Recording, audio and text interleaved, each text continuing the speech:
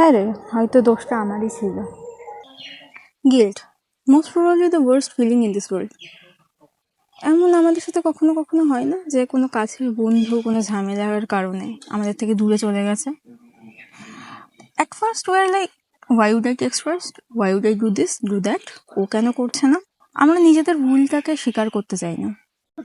আমরা বিভিন্নভাবে নিজেদেরকে বোঝাই, নিজেদের অ্যাকশনগুলোকে ভ্যালিডেশন দেওয়ার চেষ্টা করি। But after a certain time you will realise যে দোষটা বেশি আমাদেরই ছিল। বাট অ্যাট দিস টাইম হয়তো অনেকটা দেরি হয়ে গেছে। হয়তো সম্পর্কটা তুমি চাইলেও আজকে আর ঠিক করতে পারবে না।